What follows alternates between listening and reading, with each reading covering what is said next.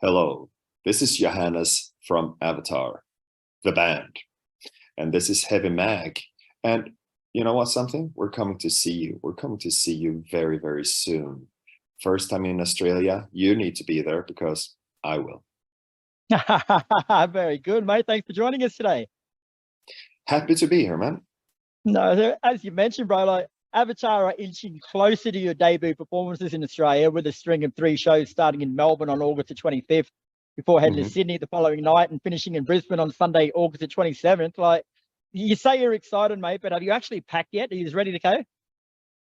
No, I have 2 more days before that. I need to do that because we're gonna start out in France to for a festival and go straight from there to Australia. But also I'm gonna pack pretty light. It will be an easy one, a 3 days tour. As big deal as it is show wise and getting to come over in travel arrangement wise, aside from the long flights, it's an easy one. So I will put 3 pairs of underwear in my pocket on Friday. Good. This actually leads me into the next question, bro. Like, I've always wondered this, but I've never asked anyone. Like, aside from your underwear and your socks that are essential tour items, what other things do you have to take on every tour? I guess, excuse me, stuff to work out is high on the list. And a lot of sets of comfortable clothing, and then 1 set of what we call human clothing when you have to look like a person for a business lunch or something like that. And then yeah, really high on the list is actually 10 years ago now, my now wife, then girlfriend, and we found a little plush toy penguin that I take with me to take pictures in front of things, which has become, you know, and the level of ambition comes and goes a little bit depending on how new a place is and stuff. For instance, I'm expecting to take a tons of penguin pictures in Australia now, as that is for the first time. But it's also been a good way of when if you are somewhere on your own sightseeing, you don't really end up taking, if you take a picture, so it's just a building, even if it's a really cool impressive building while you're there, Yeah. And selfies also become obnoxious if you take them all the time walking around by yourself. But this penguin is like take a picture of your body in front of the Eiffel Tower or whatever. So it's actually like a good thing to have. So the little Paco and the penguin is high on the list. Workout stuff is high on the list. And then I try to, aside from penguin and passport, I try to not bring too many things that I care too much about because I lose them. Yeah. Yeah, And so these are going to be your first ever shows in Australia, mate, despite being a band for over 20 years. So I think the big question everyone in Australia wants to know is, why have you neglected us for so long? Never really liked you. No. No, So no, it's not always within our control. I think the short answer is the first time is always the hardest. The first time that you get to do something, to get that foot through the door. And I think in particular, I mean, we're a Swedish band, so playing first time in Germany for nobody was easy. And then you keep going to Germany until you play for somebody, and the travel costs are manageable. But it's hard for a band living where we are to go where you live to play for no one, I guess, So then I think it's all about really making enough of a name for yourself in your home turf so that you have a bit of momentum coming over, which clearly we have, because I don't know exactly how many tickets we sold, but a lot, brother, a lot. Yeah, but I mean, combined, it goes up to a couple of thousand at least, which is incredible for a first visit. So it's all about that, having enough momentum combined with working with the right people, so you have just get the ability to travel that far for shows. I mean, that's really it. And what else was I thinking along those lines? No, but really, first time is the hardest, but I think we were gonna make enough of a splash to make the second time the easiest and stuff. And oh yeah, then 20-year, that we've been a band for 20 years. It's not like we have been where we are at right now for 20 years, because we started young. We are one of those, there are a few examples of being the, you know, the Metallicas of this world or whatever, where pretty much more or less the same gang of kids keep on being a gang and a band together way into where we are at now, as opposed to, I think it's more normal that everybody starting a shitty band with their friends, then the 2 or 3 ambitious kids find the 2 or 3 ambitious kids from that other shitty band 1 house over or across the street or 1 town over, and that becomes the band. But we were that shitty band, but we were also all those ambitious kids that went out to seek a better band, but we found it in ourselves. So we have that lifelong journey with each other. So it's just now, I don't know, this is the album on which we started our own record label. This is the Danceable Dance, that is.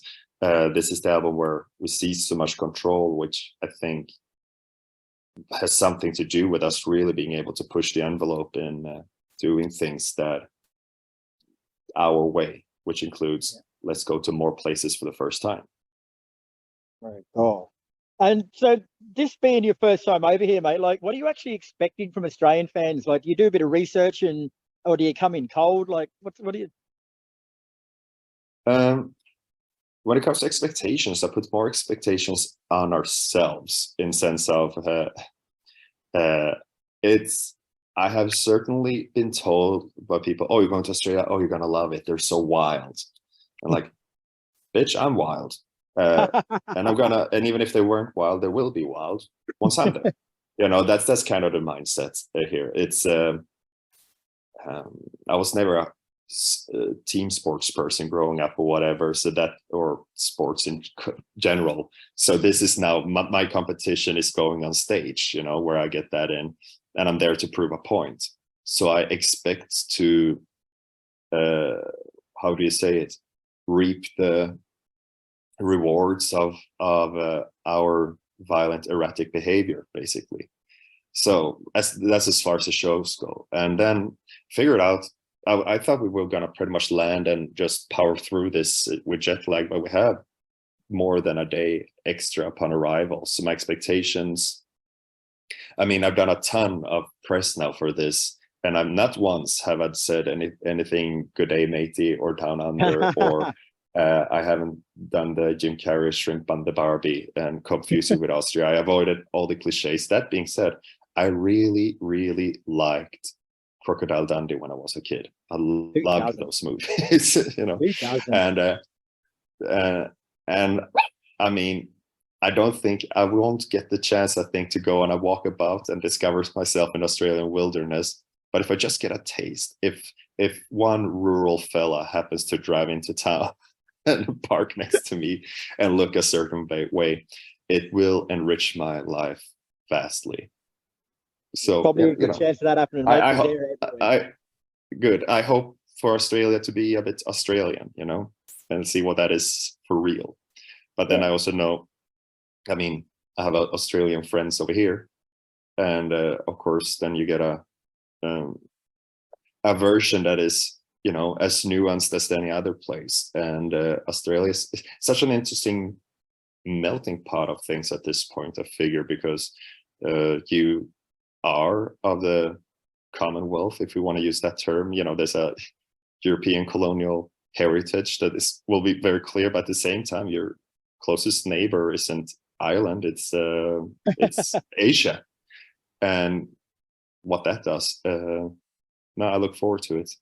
Whatever time I end up having to take a look around. Then when you go to a country for the very first time, I love how little it takes, because the street lights will be slightly different. The pavement will look a bit different. You can go into the gas station and look at what is your selection of candy and bars, you know, and go, oh, okay, you know, it takes so little in the beginning. Then when you stop going regular, you have to amp it up, you know.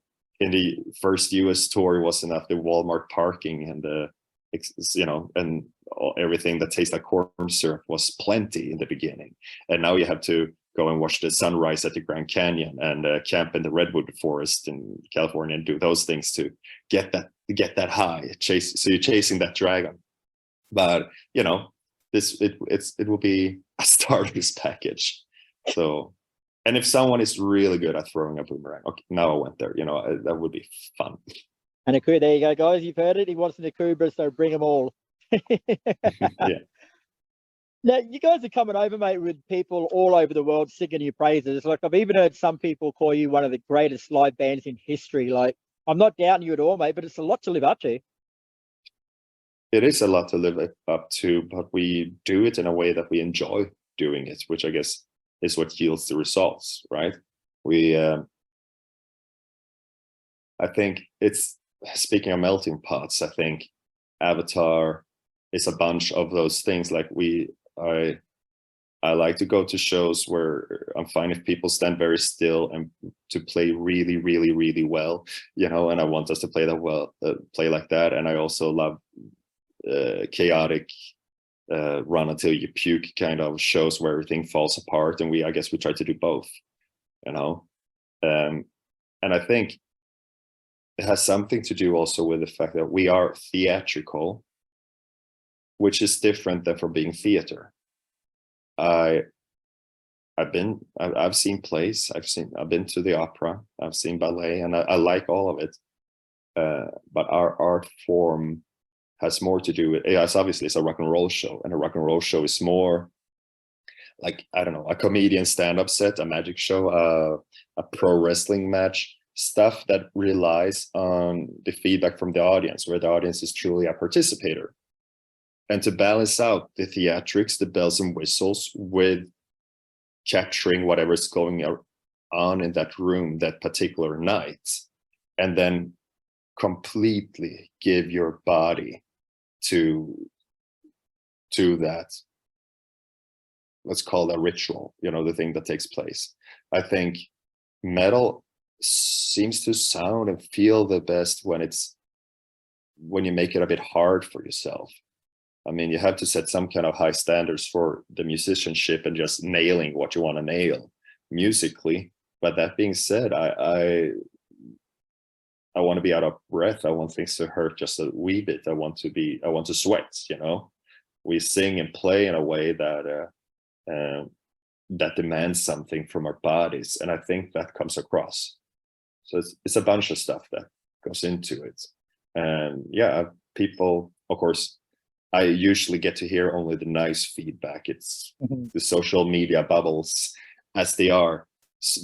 But I heard these things too. And I mean, I'll take it. We do this with such a passion for it. So yeah, I'll take it. Beautiful. And of course, you're touring on the back of your new album, Dance Devil Dance, which came out in February this year. But before we go any further, full transparency here, I had not listened to one of your songs before the interview today, but I sat down and listened to the whole album. And fuck me, it is sensational, man. Like, you guys have nailed the fuck out of it on that, man. It's a really, really quality album. Thank you very much. I appreciate that. So how much of that are we going to be hearing on stage, mate? You playing a lot of it? Yeah, I think we come to around a good half of the album, I guess. Yeah, I think about half of the album is in the set list. I mean, we like to think that always our newest thing is our best thing, so we insist on doing a lot of it, but the response has been amazing. And I mean, now there will even be some changes because the set has been pretty much exactly, not pretty much, it's been exactly the same for all our headline shows so far this year. But I can remember, oh yeah, we got a song based on a novel that takes place in Australia. Maybe we should play that. Yeah, so we will. So we'll shuffle things around just a little bit to accommodate this special occasion of popping the Australian cherry, if you will. But yeah, so half of the new album, then a potpourri of there are those must plays. There's also a balance to be found between innovation and tradition when you're a metal band, I think. And and then there are always those songs, you got those songs that everybody will be into, and it will be special because of that. Then you have those songs that hopefully everybody's a bit into, but 1/3 of the audience will be really into it. It's their song, and you get a feel for which songs kind of get that part, fill that role. And you want to do some songs so you hit all 3/3, so to speak. And those kind of things, I think we balanced out pretty damn well on this one. And the one song on the album that really, really, really struck me about it, it's probably the last one you'd expect, but I thought Train was a brilliant song. It was totally unexpected. It came from absolutely nowhere, but it started off like the bluesy sort of swagger, and then you just smashed it. Like, where did that one come from, man? I thought it was a perler. Well, it started with it's good that you ask about those that I started writing. We kind of finished most of the songs together to some extent, but yeah, I came up with it, so that's good. I was just in the trick of writing a lot of music. I actively looked for a different angle on things, and I wanted something. I was listening back to, I always, once per week, pretty much, I listen to the soundtrack of Twin Peaks. It's my sauna album. And so Angelo Badalamenti, rest in peace, became an influence, wanted to capture that vibe. And a bit combined with, I was thinking about, I checked went back to the soundtrack of Edward Scissorhands. So Danny Elfman, and just wanting to, okay, now you can kind of get stuck in the same chord patterns or whatever. Your hands start to move similar way every time you pick up a guitar. So then you can actively don't go in to take something exactly the way it's done by someone, but just go a bit and listen and play along to and figure out a bit of what somebody else that you enjoy, what is he doing, what is she doing, and to just give yourself a different starting point. So it was a mix of Badalamenti and Danny Elfman for the first 5 minutes, and then it built from there, really.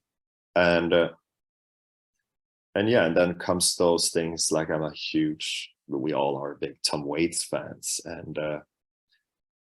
there's something, it's not even a song, but you remember, what's he building in there? I guess it's off of Mule Variations. That's just spoken word, a poem with a very suggestive, eerie, creepy soundscape.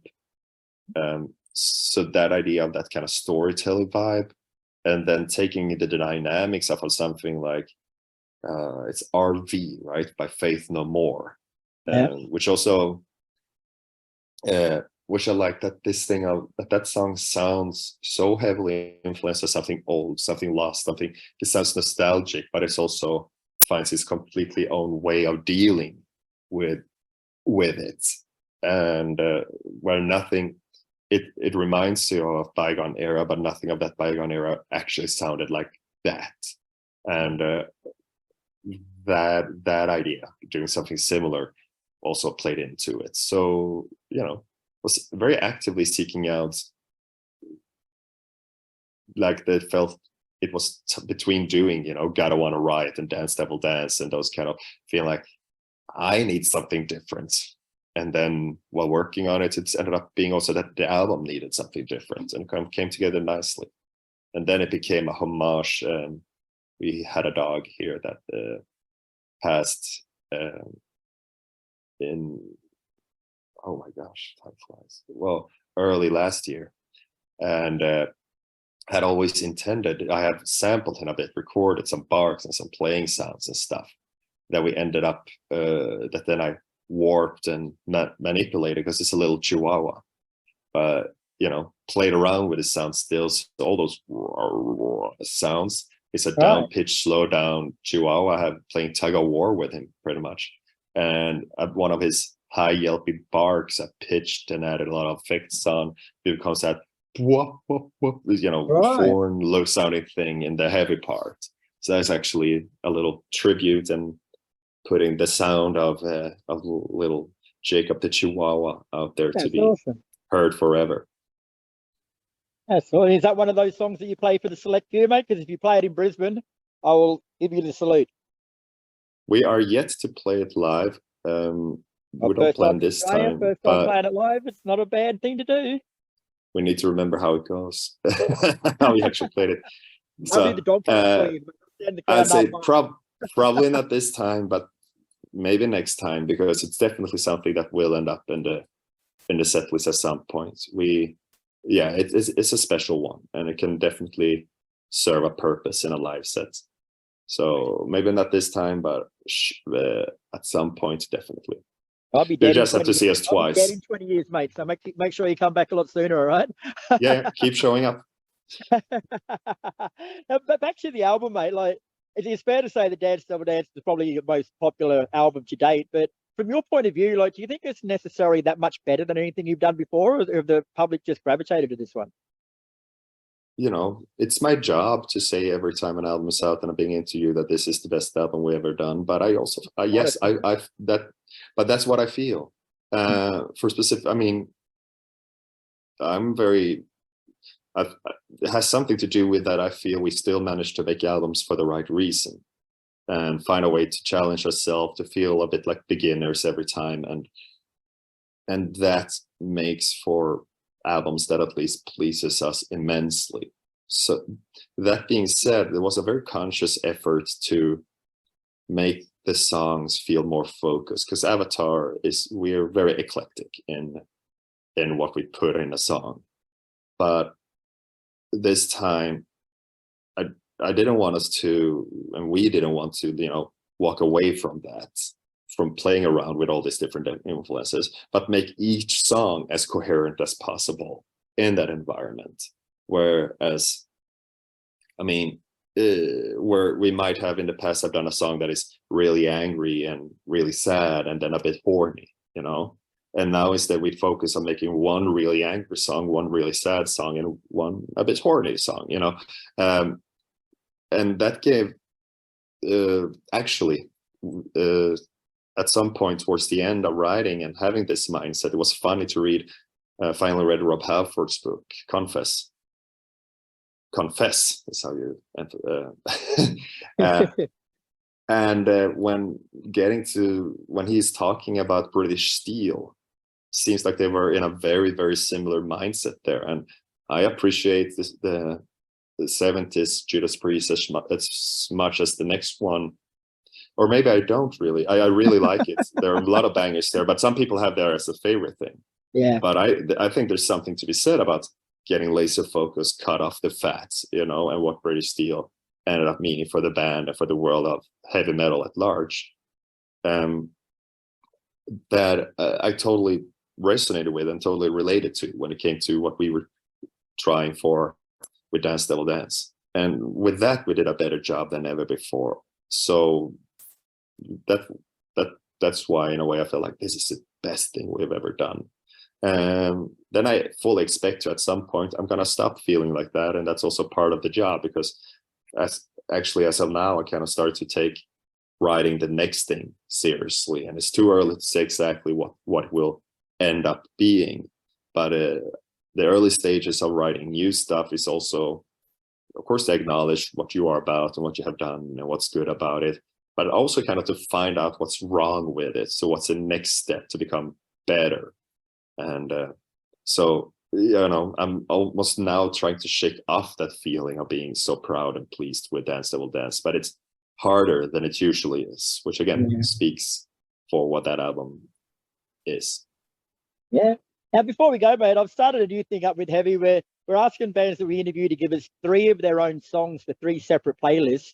So you could give us one of your songs that you'd listen to cheer yourself up to go out and party, one of your songs that'd save your marriage, and one of your songs that'd potentially end your marriage. Okay. For the first one, it's a bit on the nose, but it's also one, that it's in a major key and stuff. So why not Night Never Ending for the first one? And for saving, well, one that's really about not giving up and fighting for each other and all of that would be and dealing with yourself would be a secret door.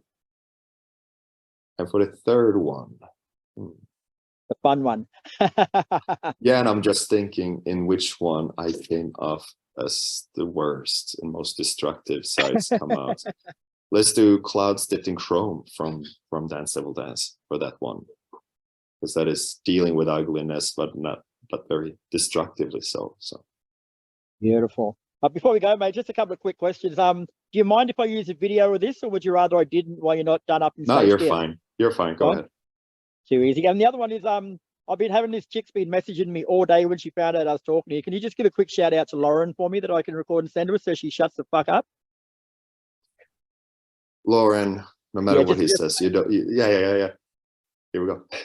Lauren, no matter what Kris says, do not shut the fuck up. We all appreciate you. Thank you for giving so much meaning to what we do by having it mean something to you. Now I expect you to see you in the front row on all 3 shows. Thank you. You and me are going to have words, I think, mate, when we meet. Mate, thanks very much for your time. It's been an absolute pleasure. I'll be at the Brisbane show, bro, so hopefully we get to catch up. Looking forward to it. Absolutely. I hope so too. Thank you so much for your time, man. Enjoy your flight over, mate. We'll see you in a few weeks.